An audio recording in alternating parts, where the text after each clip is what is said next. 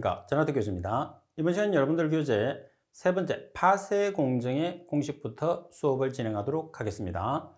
자, 여러분들 교재에 보시게 되면 파세 공정에서 가장 대표적인 이론이 킥의 법칙이에요. 또는 킥의 이론이라고 하는데 여러 가지 파세 공식을 나타내는 법칙이 있겠지만은 여러분들 시험상에서 계산하는 문제로 대표적으로 적용되는 공식이니까 킥의 이론 또는 킥의 법칙은 여러분들이 잘 기억을 해 주셔야 돼요. 자, 그러면 킥의 법칙을 한번 살펴보면 동력 E는 C, 여기서 C라는 것은 상수값입니다. LN이라는 것은 여러분들 계산기 있죠? LN이라는 것은 소문자 LN으로 나타낼 수도 있고 대문자 LN으로 나타낼 수도 있어요. 자, 이 문자는 자연대수를 의미합니다. 자연대수. 따라서 일반적인 계산기에는 없고 우리는 주로 공학용 계산기를 이용하잖아요. 그래서 공학용 계산기에 보면 ln이라는 자연대수가 있습니다. 그래서 이 식을 사용할 때는 여러분들이 반드시 공학용 계산기를 사용해 주셔야 됩니다. 자, 그리고 dp1 나누기 dp2예요. 여기서 dp1이라는 것은 평균 입자의 크기, 그리고 dp2라는 것은 최종 입자의 크기를 이야기를 하게 됩니다. 자, 예제 16번을 보면 50톤/아워의 규모의 시설에서 평균 크기가 30.5cm인 혼합된 도시 폐기물을 최종 크기가 5.1cm로 파쇄하기 위해서 필요한 동력을 계산하시오. 단 킥의 법칙을 이용하고 C는 13.6kWh/톤이다 이렇게 나와 있죠. 그러면 우리가 계산할 수 있는 계산하는 값은 뭐를 계산해야 되느냐면 동력을 계산을 해야 돼요. 자, 동력을 계산을 하는데 여러분들 지금 주어지고 있는 평균 입자의 크기 30.5cm가 뭐가 되는 거죠? dp1이 되는 거예요. 자, 그리고 파쇄를 한 다음에 최종 입자의 크기를 5.1cm로 만들거든요. 그러면 공식상에서 dp2가 되는 거죠. 그리고 C라는 상수값이 주어졌어요. 그러면 먼저 동력을 계산하는데 C 자리에 얼마를 대입하느냐면 13.6kWh/톤을 대입을 하는 거죠. 곱하기 ln.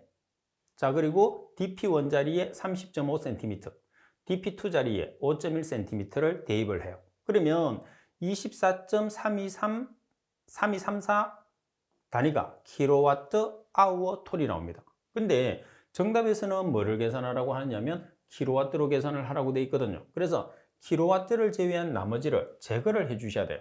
그래서 여기에서 hour per ton이 없어져야 되거든요. 그럼 문제 조건을 보면 우리가 파쇄 공정의 시설을 보면 시간당 얼마를 파쇄한다고 되어 있죠? 시간당 50톤을 파쇄한다고 되어 있어요. 그래서 시간당 50톤의 파쇄량을 곱하는 거죠. 그래서 여기서 곱하면 지금 여러분들 보세요.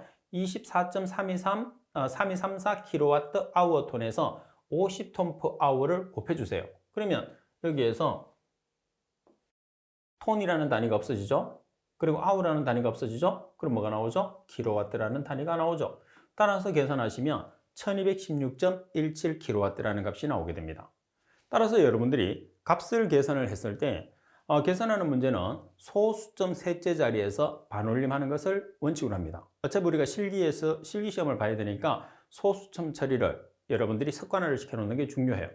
셋째 자리에서 반올림이라는 것은 셋째 자리에 5 이상의 숫자가 있으면 한 자리로 올려주는 것을 반올림이다 이렇게 얘기하죠. 자, 그리고 또 우리가 개수를 계산했을 때는 완전올림, 우리가 뭐 적재 차량 수를 계산한다든지 이런 식으로 개수를 계산했을 때는 완전올림을 한다고 그랬죠. 완전올림이라는 것은 1 이상의 숫자를 한 자리로 올려주는 것이 완전올림. 반올림이라는 것은 5 이상의 숫자를 한 자리로 올려주는 것을 반올림. 그래서 완전올림과 반올림이 헷갈리시면 안 됩니다. 자, 그리고 여러분들 팁을 한번 보시게 되면 자, 파쇄를 다른 말로 분쇄라고 이야기하잖아요. 그러면 파쇄에 이용되는 이론이 또는 법칙이 3가지가 있거든요. 그래서 여러분들 시험에서는 다음 중에서 폐기물을 파쇄하는데 이용되는 법칙 또는 이론에 해당하지 않는 것을 찾으시오 이렇게 문제가 나온단 말이에요. 주로 말씀드린 것처럼 우리가 계산식에서 주로 사용하는 것은 킥의 법칙 또는 킥의 이론을 사용하는데 킥의 법칙 외에도 1번에 보면 레팅거의 이론, 그리고 3번에 보면 본드의 이론이 있거든요. 따라서 파쇄에 사용되는 이론은 레팅거 이론, 그리고 킥의 이론, 그리고 본드 이름 세 가지가 있다는 것 정도는 여러분들이 꼭 기억을 하고, 그리고 공식에서는 킥의 법칙을 여러분들이 반드시 기억을 해 주셔야 됩니다. 자, 그리고 두 번째 보시게 되면 로신-라밀러식이라는 게 있어요.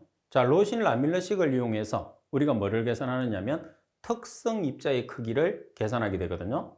자, 그러면 y라는 것은 1-exp, 여기서 exp라는 것은 여러분들 계산기에 보면 2의 x예요. 그래서 소문자 exp와 2의 x 같은 뜻입니다. 그래서 exp라는 것은 뭐를 뜻하는 거죠? 자연대수를 뜻합니다. 그래서 계산기에 여러분들이 보시면 자연대수라는 것은 ln을 나타내는 거고, 소문자 ln 또는 대문자 ln, 그리고 상용대수가 있거든요. 상용대수라는 것은 로그를 상용대수라고 그래요. 그러면 ln에 역수가 있거든요. 역수. 로그에 역수가 있어요. 그래서 역수 관계에 있는 값을 ln의 역수가 2x예요. 로그의 역수가 10x거든요. 그래서 ex라는 것은, 또는 exp라는 것은 역수를, 자연대수의 역수를 이야기한다 생각하시면 됩니다. 자, 그리고 마이너스 x 나누기 x0의 n성으로 표기를 할 수가 있어요. 그럼 여기서 y라는 것은 최하분율, 최하분율이라는 것은 작은 값을 뜻하는 거죠. 자, 그리고 여기서 이제 최하분율이라는 것은 입자가 있잖아요. 그 입자 크기 이하가 차지하는 값을 최하분율이라고 합니다. 그리고 x라는 것은 폐기물 입자의 크기, 그리고 x0라는 것은 특성 입자의 크기, n이라는 것은 상수예요. 그래서 주로 여러분들이 여기서 계산하는 것은 뭐를 계산하느냐면 특성 입자의 크기를 계산하는 거예요. 그러면 계산했을 때 식은 두 개가 있어요. 지금 여기서 우리가 사용하는 이 식을 쓰느냐, 아니면 이 식을 쓰느냐, 두 개 중에 한 개거든요. 근데 왼쪽 식을 사용하게 되면 여러분들이 계산한 다음에, 지금 풀이해서 설명을 드리겠지만은 계산식을 정리를 해 주셔야 돼요. 그래서 어차피 x0를 계산하지, 여기서 x0를 계산하거든요. 그래서 특성 입자의 크기를 계산하기 때문에 식 자체를, 로신-라밀러 식 자체를 특성 입자의 크기로 정리를 해서 계산을 하시게 되면 훨씬 여러분들이 바로 계산기를 사용하시면 되거든요. 어차피 공식을 외우는 거는 딱 한 번 어차피 외워야 돼요. 그죠? 그래서 그 공식을 외워서 계산이 쉽게 나타날 수 있게끔 공식을 외우는 게 중요하니까, 제가 여러분들께 말씀드리는 것은 왼쪽 공식을, 이제 공식은 둘 다 기억을 하되 왼쪽 공식으로 기억하는 게 아니고 왼쪽 공식을 오른쪽 공식으로 기억을 해서 여러분들이 문제를 풀면 훨씬 쉽게 문제를 풀 수 있다는 거죠. 그러면 왼쪽 식이 오른쪽 식으로 어떻게 바뀌는지를 설명을 드리겠습니다. 자, 지금 여기서 여러분들 문자가 우리가 뭐를 계산을 해내느냐 하면 x0를 계산을 할 거예요. x0. 이 x0가 특성 입자의 크기거든요. 근데 x0라는 문자의 계산에서 exp라는 게 있어요. 이 exp가 ex라고 그랬잖아요. 그러면 ex를 제거하기 위해서 역수를 취해줍니다. ex의 역수는 뭐가 되는 거죠? ln이 되는 거죠. 자연대수값 ln. 반면에 10x의 역수는 로그. 자, 따라서 식을 정리를 일단 한번 해보겠습니다. 여기 마이너스가 붙었으니까 이 식을 왼쪽으로 옮겨요. y를 오른쪽으로 옮깁니다. 그리고 n은 보통 1이기 때문에 생략을 하겠습니다. 자, exp 마이너스 x 나누기 x0 는 1 마이너스 y가 되죠. 자, exp라는 게 2의 x잖아요. 그래서 exp의 역수가 ln입니다. ln. 따라서 exp를 없애주기 위해서 맞은면에 ln을 취해주는 거죠. 따라서 마이너스 x 나누기 x0는 ln 1 마이너스 y로 식을 정리할 수 있어요. 그럼 여기에서 우리가 특성 입자의 크기니까 x0를 계산을 하게 되는 거거든요. x0를 계산하게 되면 식 자체를 어떻게 나타내면 되죠? 그래서 대각선으로 곱하면 됩니다. 식을 정리할 때 이렇게 곱하고 이렇게 곱하는 거예요. 그러면 x0를 계산하니까 뭘로 나눠줘야 되죠? 이 값으로 나눠줘야 되죠. 따라서 ln 1-y로 나눠주는 거예요. 어떤 값을? 마이너스 x를. 그러면 결론적으로 어떤 식이 나왔죠? 이 식이 나왔죠. 자, x0는 마이너스 x 나누기 ln 1-y라는 식이 나와 있어요. 그래서 말씀드린 것처럼 이 로신-라밀러식에서는 이 문제에서는 x0라는 특성 입자의 크기를 계산하는 거거든요. 따라서 특성 입자의 크기를 계산하기 때문에 이 식으로 정리를 해서 여러분들이 알고 있으면 훨씬 효과적으로 나타낼 수 있어요. 그리고 입자의 크기를 x 자체를 dp로 표현을 할 수도 있거든요. 그래서 식 자체는 어떤 식으로 이제 식이 주어졌을 때는 입자의 크기를 x로 주어질 수도 있고 dp로 주어질 수도 있는데 여러분들이 x와 dp는 입자의 크기를 나타내는 식이라고 기억을 하시고 기본적으로 이 식을 기억을 하고 있는 게 제가 봤을 때는 문제를 푸는데 아주 유리하다 이렇게 볼 수가 있습니다. 자, 그러면 문제 17번을 볼게요. 자, 문제 17번을 보면서 두 가지 식으로 문제를 풀었을 때 어떤 식이 여러분들이 조금 더 쉽게 풀 수 있는지를 비교를 해 보시면 돼요. 자, 문제 17번. 폐기물을 파쇄할 때 95% 이상을 4.5cm보다 작게 파쇄하려는 경우에 로신-라밀러식을 이용해서 특성 입자의 크기를 계산하시오. 단 n은 1이다 이렇게 나와 있어요. 그러면 자, 여기서 여러분들이 로신-라밀러식에서 특성 입자를 나타내는 식이 나와 있잖아요. 이 식을 먼저 한번 사용을 해 볼게요. y라는 것은 함량이니까 분율이니까 95%가 뭐가 되느냐면 y가 되는 거예요. 자, 그리고 4.5cm가 뭐가 되는 거냐 하면 x가 되는 거죠. 자, 그리고 우리가 계산하는 특성 입자의 크기가 뭐가 되는 거죠? x0가 되는 거예요. 그리고 n이라는 상수가 1이죠. 그래서 y 자리에 95%니까 퍼센트를 없애려고 하면 100을 나눠줘야 돼요. 그래서 0.95를 대입합니다. 그리고 x라는 값은 4.5cm, n이라는 것은 1, 그리고 x0는 문자. 이렇게 나왔죠. 그럼 여기에서 계산기를 바로 이용할 수 없어요. 왜? 지금 지수 안에 뭐가 들어있어요? 문자가 들어가 있기 때문에. 그래서 식을 정리를 해야 돼요. 자, EXP가 앞에 마이너스가 있으니까 왼쪽으로 옮기고 0.95를 오른쪽으로 옮겨요. 그럼 이렇게 식이 바뀌었죠? EXP를 없애기 위해서 맞은변에 뭐를 취한다고 그랬어요? ln을 취한다고 그랬어요. 자, 그런 다음에 x0에 대한 식으로 정리를 하시게 되면 이렇게 정리할 수 있죠. 그러면 우리가 앞에서 배웠던 이 식을 미리 여러분들이 정리를 해서 공부를 했다. 또는 이 식을 정리해서 암기를 해놨다고 생각하는 학생들은 식을 간단하게 풀 수 있어요. 자, 우리가 x0라는 특성 입자의 크기는 마이너스 x 나누기 ln 1 마이너스 분율이 되는 거죠. 이렇게 기억을 하고 계셨다고 하면 지금 x라는 값이 4.5cm예요. 그럼 마이너스 4.5cm 나누기 ln 1 마이너스 95%니까 0.95. 그럼 계산기를 사용해서 바로 계산하시면 똑같은 값이 나오니까 얼마가 나올까요? 1.50cm가 나오겠죠. 이렇게 해서 값을 계산할 수 있는 거죠. 그래서 특히 이제 계산하는 문제 같은 경우에서는 똑같은 공식을 사용한다고 해도 우리가 공식을 이용을 해서 계산기를 이용해서 답을 찾아내야 되니까 되도록이면 계산 과정이 간단하게 정리되어 있는 것은 간단하게 정리를 해서 문제를 풀어주는 게 중요하다. 그래야지 우리가 값을 정확하게 나타낼 수 있거든요. 그래서 식 자체의 정리를 잘 못하는 학생은 실컷 식을 세워놓고 대입까지 여기까지는 해놨단 말이에요. 대입까지 해놓고 마지막 단계를 못 풀어가지고 정답을 못 찾는 학생들도 있어요. 그런 경우에서는 상당히 억울하잖아요. 그래서 식 자체 여러분들이 사용할 식을 정리하는 것이 중요하다. 그래서 여러분들에게 이 식을 권장을 해 드리겠습니다. 이 식은 여기서 나왔다는 것은 알고 있어야 돼요. 자, 그리고 팁에 보시게 되면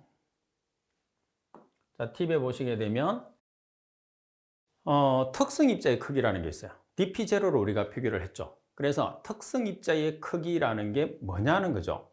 자, 입자의 무게 기준으로 해서 63.2%가 통과할 수 있는 체의 눈의 크기입니다. 체라는 것은 스크린이 우리가 이렇게 예를 들어서 체 스크린이라 그러면 눈 이렇게 이런 식으로 있겠죠?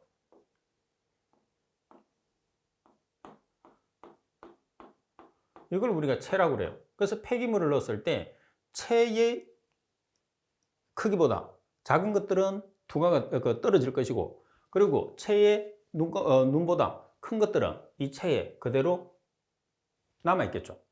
그죠? 그래서 체의 눈의 크기를 이야기하는 거죠.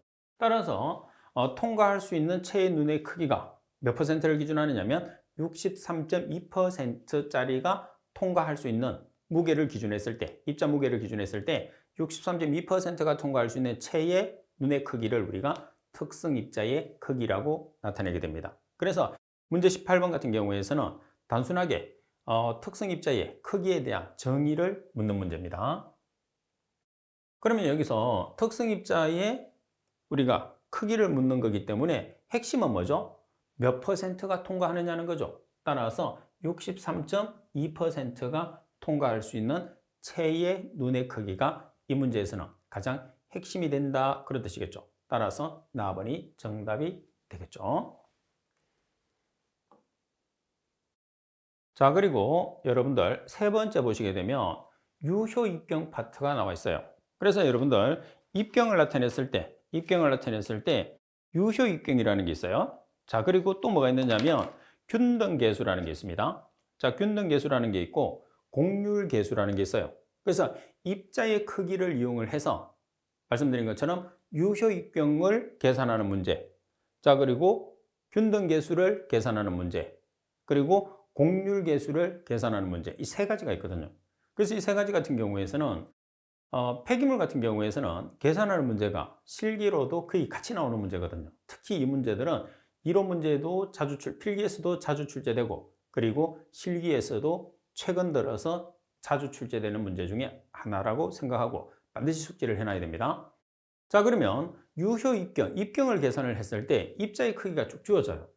그래서 10%에 해당하는 입경, 30%에 해당하는 입경, 60%에 해당하는 입경, 90%에 해당하는 입경, 각각의 입경이 주어집니다. 그런 상태에서 유효 입경을 계산하시오, 공률계수를 계산하시오, 균등계수를 계산하시오, 이렇게 문제가 나오는 거죠. 자, 그럼 먼저 첫 번째 유효 입경입니다. 자, 유효 입경이라고 하면 특별하게 식을 이용해서 계산하는 게 아니에요. 유효 입경이라고 하면 10% 입경이 곧 유효 입경이죠. 그러니까 계산을 하지 않는다는 걸 꼭 알아놔야 돼. 그래서 설명해 보시면 유효 입경이라는 것은 입도 누적 곡선상의 10%에 해당하는 입경. 따라서 D가 입자의 크기잖아요. 그래서 D10%에 해당하는 입경이 곧 유효 입경이 된다. 그래서 보통 계산하는 문제라고 하면 다 계산을 하려고 하거든요. 근데 유효 입경은 계산하는 게 아니죠. 10%에 해당하는 입경이 곧 유효 입경이기 때문에 자주 여러분들이 이제 우리가 혼돈이 자주 오기 때문에 시험에서 자주 출제되는 경우로 보시면 돼요. 자, 문제 19번을 보겠습니다. 고로설렉의 입도 분석 결과 입도 누적 곡선상의 10%, 60% 입경이 각각 0.5mm, 1.0mm일 때 유효 입경을 계산하시오. 그래서 여러분들 단서가 주어졌을 때 10%에 해당하는 입경, 60%에 해당하는 입경, 지금처럼 두 개가 주어지는 것보다는 헷갈리게 하기 위해서 10%에 해당하는 입경, 30%에 해당하는 입경, 60%에 해당하는 입경, 90%에 해당하는 입경, 이런 식으로 여러 가지 입경을 주는 거예요. 거기에서 말씀드린 것처럼 지금처럼 유효 입경을 계산을 하는 문제, 그리고 균등계수를 계산하는 문제, 공률계수를 계산하는 문제가 출제되는 거죠. 그래서 이 문제에서는 우리가 별도로 계산하는 게 아니고 유효 입경이라는 것은 10% 입경이 유효 입경이 되는 거죠. 그럼 10%에 해당하는 입경이 얼마의 값을 가지죠? 0.5mm의 값을 가지기 때문에 정답은 0.5mm가 되는 거죠. 그래서 계산을 하는 게 아니고 그냥 찾으면 돼요. 이 문제는 유효 입경은. 자, 그리고 문제 20번을 보겠습니다. 자, 문제 20번에 보시면 체 분석을 통해서 다음과 같은 입도 분포 곡선을 얻었다. 이 토사의 유효 입경을 계산하시오 돼 있어요. 그러면 유효 입경을 계산하시오 그랬으니까 실제로 계산을 하는 사람이 있다고 그랬잖아요. 그래서 유효 입경은 계산하는 게 아니에요. 그죠? 10%에 해당하는 입경이 곧 뭐가 되는 거죠? 유효 입경이 되는 거예요. 그래서 10%에 해당하는 입경을 찾아요. 그리고 왼쪽에 보시면 통과 중량 백분율이 있어요. 0에서 100%까지. 그러면 10%에 해당하는 값이라고 그랬단 말이에요. 그럼 여기서 10%에 해당하는 값은 이렇게 10%에서 내려오면 얼마가 되죠? 0.01. 입자의 크기는 mm로 표시를 해놨어요. 그러면 정답은 얼마가 되죠? 0.01mm가 되는 거죠. 자, 그리고 20%에 해당하는 입경. 30%에 해당하는 입경. 자, 이 값은 20%, 이 값은 30%. 30%에 해당하는 입경은 0.1mm죠. 자, 그리고 60%에 해당하는 입경. 우리가 주로 쓰는 입경은 30, 60, 90을 많이 쓰거든요. 1mm. 그리고 90%에 해당하는 입경. 90%에 해당하는 입경은 이렇게 주어니까 값 자체가 안 주어졌으니까 정확하게는 알 수 없겠죠. 그래서 여러분들이 다른 값을 계산을 한다고 해도 여기서 그래프에서 각각에 해당하는 보통 10%, 30%, 60%, 90%. 근데 실제로 값은 10%, 30%, 60%의 값만 알고 있으면 우리가 다 계산을 할 수가 있는 거죠. 그래서 이 세 가지를 이용해서 여러분들이 계산을 하면 지금 바로 다음에 나와 있는 균등계수도 계산할 수 있고 공률계수도 계산할 수 있어요. 그러면 바로 밑에 균등계수의 공식이 나와 있으니까 공식에서 바로 여기서 균등계수를 한번 계산해 봅시다. 자, 여기서 균등계수를 계산하시오 그러면 자, D60%에서 D10%예요. 그러면 60%에 해당하는 입자의 크기를 찾아 내려갑니다. 얼마죠? 1mm. 자, 그리고 D10, 10%에 해당하는 입자의 크기가 0.01mm. 자, 그러면 균등계수의 값을 여러분들이 계산할 수가 있다는 거죠. 자, 이런 식으로 계산하시면 돼요. 자, 그리고 공률계수는 D30의 제곱에서 D10% 곱하기 D60%거든요. 이렇게.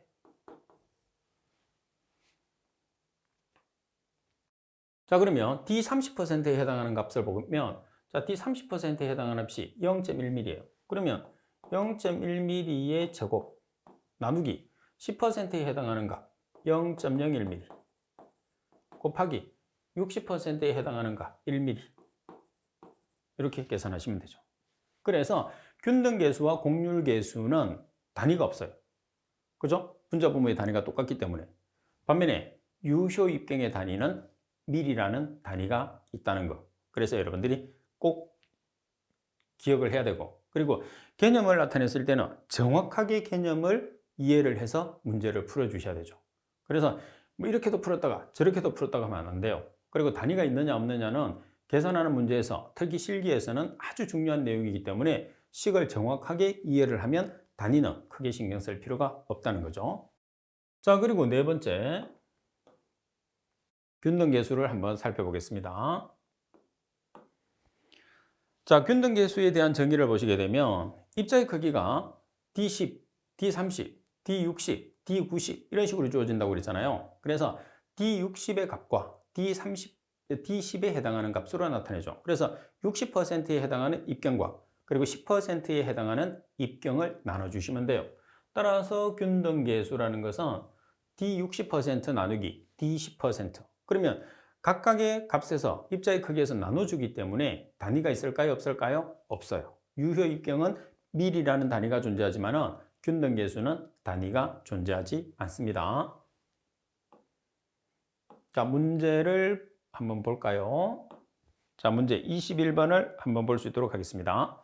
어떤 쓰레기의 입도를 분석한 바 입도 누적 곡선상의 10%, 40%, 60%, 90% 입경이 각각 1mm, 5mm, 10mm, 20mm였어요. 균등계수를 계산하시오 되어 있어요.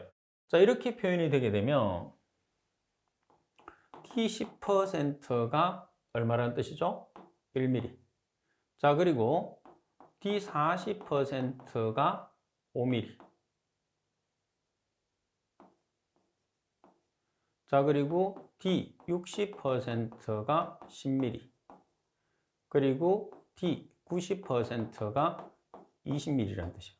그래서 지금 표현한 이 값들을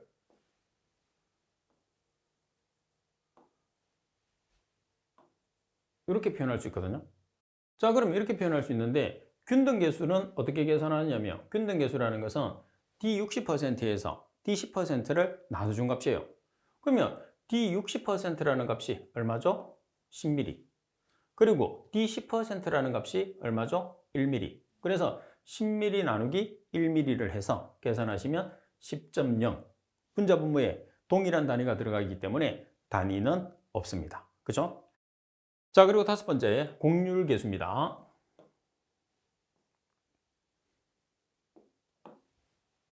자, 공률계수라는 것은 D30% 입경에서 30%에 해당하는 입경에서 여러분 10%의 입경과 60% 입경의 곱한 값을 나눠주는데 D30%에 해당하는, 다시 말해서 30% 직경의 제곱입니다. 제곱 나누기 D10% 곱하기 D60%가 되죠.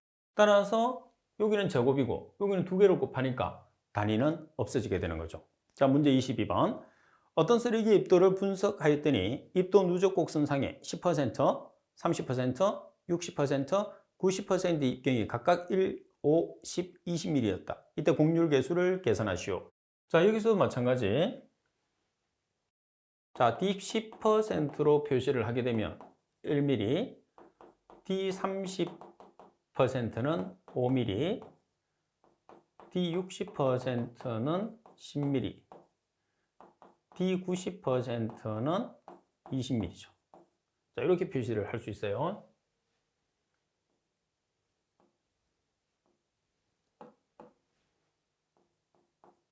자, 그러면 우리가 공률계수를 계산한다고 그랬으니까 공률계수를 구하는 식은 어떻게 계산하죠? D30%의 제곱에서 D10% 곱하기 D60%를 나눠주면 돼요. 그러면 30%에 해당하는 입경은 D30%는 5mm가 됩니다. 그래서 5mm의 제곱 나누기 D10%, D10%에 해당하는 값이 1mm, D60%에 해당하는 값이 10mm죠. 그래서 5mm의 제곱 나누기 1mm 곱하기 10mm를 해서 계산하시면 2.5라는 값이 나오게 되죠. 그래서 필기에서는 객관식이기 때문에 단위에 크게 신경을 쓰지 않아도 되지만 실기에서는 여러분들이 숫자는 맞겠지만 단위가 틀리면 오답 처리를 하거든요. 그러면 제대로 다 풀어놓고 단위 때문에 틀리면 너무 억울하다는 생각을 하는데 그렇지 않아요.